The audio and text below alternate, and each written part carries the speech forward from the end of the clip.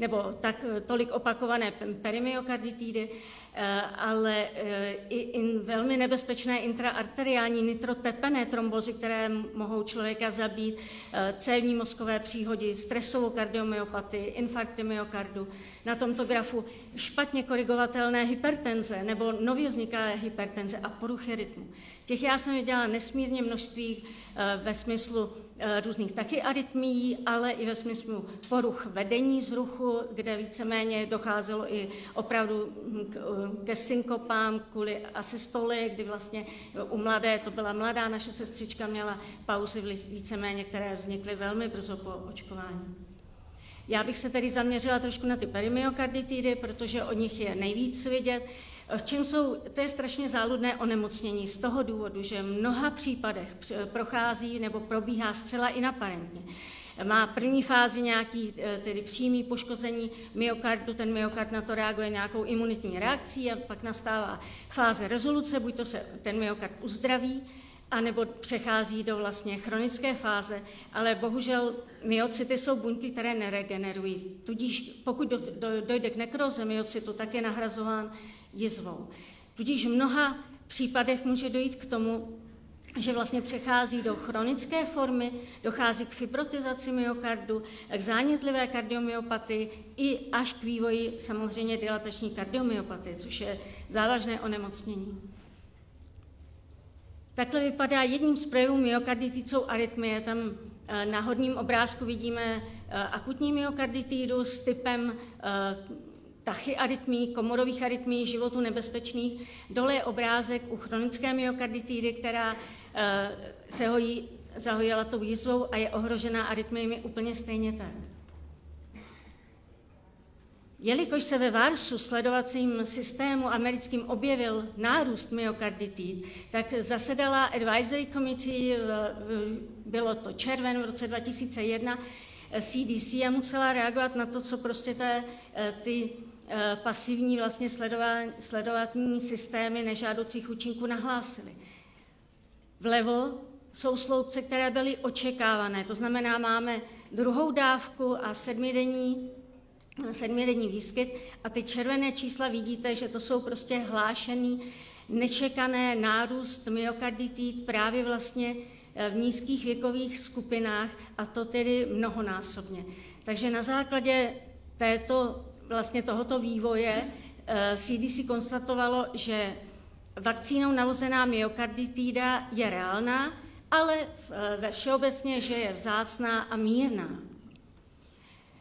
Tudíž se dostala vlastně myokarditida, perikarditida do souhrnu údajů o přípravku do SPC, čímž my se lékaři řídíme, ale tady vidíme, že ta charakteristika už nebyla jenom tak, že je mírná, už to bylo tak, že je víceméně úplně shodná jakoby s jiným typem myokarditidy. A začaly se objevovat práce, které popisovaly, že ten nález změn v myokardu přetrvává po mnoha měsících. Byly nálezy mladých jedinců, kteří umřeli velmi brzo po aplikaci druhé dávky, které svědčily pro stresové poškození toho myokardu, nejenom imunitní, ale stresové, které vypadá jinak. Byla prokázána biopsií víceméně průkaz těsně po očkování probíhající myokarditidy. Nedávno se objevila práce, která popisovala, jak vypadají lidé, kteří prodělali postvakcinační myokarditidu po roce. Nejméně polovina z nich, až 60%, mají nálezy na magnetické rezonanci, která je považovaná jakoby stěžejní vyšetření u myokarditidy, a to i u těch, kteří měli asymptomatický průběh. Byl prokázán přímo vakcína myokardu. Další studie, která přišla nedávno, ukázala na možný přímý kardiotoxický efekt, to znamená mimo imunitní reakci, a to na vlastně působení na elektrické buňce nebo přímo na molekulární úrovni, kdy tam může být interakce s iontovými kanály a vlastně může tato postižení různých iontových kanálů vést k získaným kanálopatím a možným vlastně vzniku maligních arytmií a náhlé smrti. Vedle toho bych ráda upozornila, že Evropská kardiologická společnost v prosinci roku 2021 konstatovala, že myokarditida se zdá být že není běžnou komplikací infekcí SARS-CoV-2. Tady podíváme se na data, která nabízí VERS, to znamená americký sledovací systém nežádoucích účinků.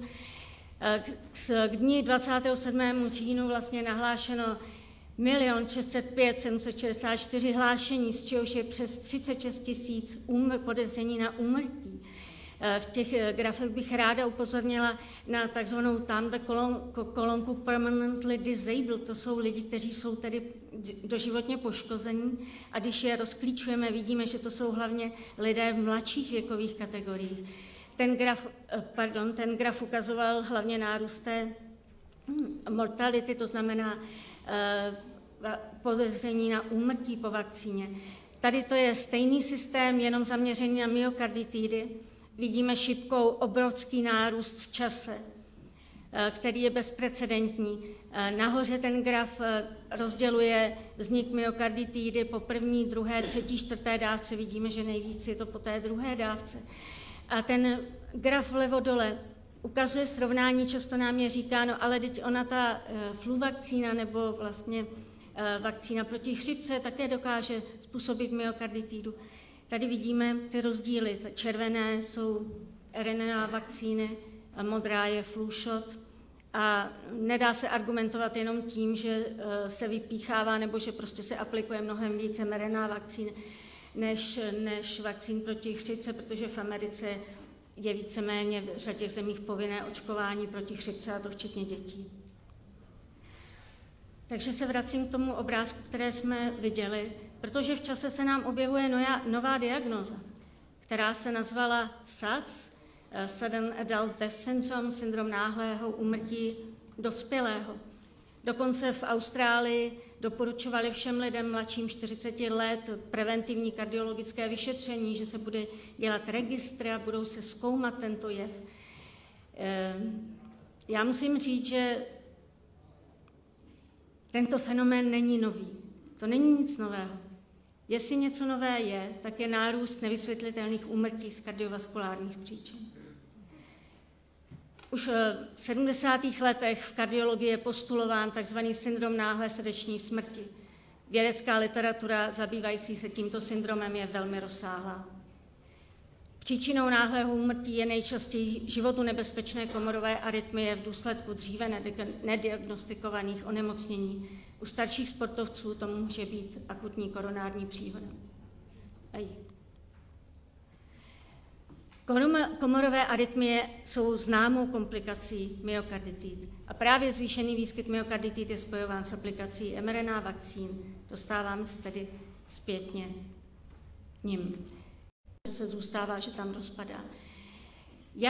Jaké jsou rizikové faktory vzniku myokarditid? Víme, že to je mladší věk, víme, že tam může být genetická predispozice. Jedna studie z Thajska na mrtvých vlastně diagnostikovala zvýšený vlastně mutaci v SNCA, což je vlastně jeden z iontových kanálů známý, který může vlastně způsobovat náhlou smrt.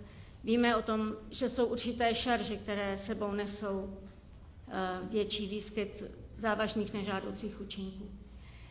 Symptomy myokarditidy jsou u těch, kteří mají nějaké potíže, tak se projeví palpitacemi, dušností, bolestí na hrudi, přicházejí se změnami EKG, mají nález v krvi. Ale co je důležité, je tady to, že skoro 50 nebo 60% opravdu těch lidí nemají žádné symptomy. Takže se dá říct, že ty, kteří nějaké symptomy mají, dostanou se do nemocnice, jsou vyšetření, jsou diagnostikováni, dělá se magnetická rezonance. Pokud se prokáže nebo je podezření, tak jsou okamžitě léčeni a okamžitě jim zakázán jakýkoliv sport. Skutečně prostě doposavad je to tak, že půl roku je zakázaný cokoliv. Ale ty, co víceméně jsou asymptomatičtí, tak ty jdou dál, sportují, aniž by věděli, že třeba nějaký patologický proces v tom myokardu probíhá. A my už víme, že jedním z projevů myokarditidy může být životně nebezpečné arytmie, které vedou ke kolapsu a náhlé srdeční smrti. V Circulation byl nedávno publikován že tam nevidí souvislost mezi zástavami srdečními out of hospital a vakcinací, ale přicházejí zprávy zase jiné, kteří popisují, že je tam zvětšený výskyt kardiovaskulárních příhod právě u mladých lidí do 40 let, a to až o 25%. Základní otázka byla u těch asymptomatických jedinců nebo u možnosti, že víme, že myokarditída probíhá asymptomaticky. Co ten myokard bude dělat, když vlastně bude vystaven opakované vakcinaci? Tuhle otázku si položil a prezentoval na kongresu v roce 2022 profesor Miller z Bazileje. Byla to, jak sám nazval, industry independent studie a vlastně nabíral celý personál univerzity v Bazileji a zjistil, že víceméně téměř ve 3% dochází k té asymptomatickému myokardiálnímu postižení. A tady jenom bylo, že FDA vlastně toto mohla tušit a nařídila firmě Pfizer, aby dodala studii na vlastně mladých mužích s otázkou možného subklinického postižení myokardu po boostru. Tato studie měla být předvedena v prosinci 2022 a doposavad není. Takže nemáme odpověď na ty otázky. Děkuji mnohokrát.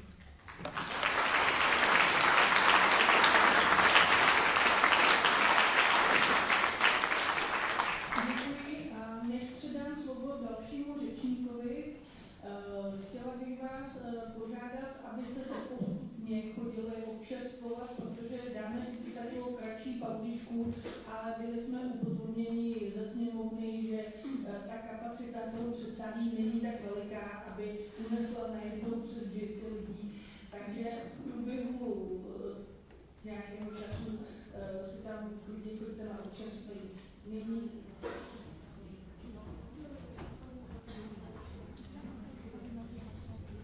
bude nyní vystupovat paní doktorka Vladana Vališová, LLM. A ještě k vystoupení paní doktorky Jany Gandalovičové je připojeno 2minutové video a po ní potom vystoupí paní doktorka Vališová.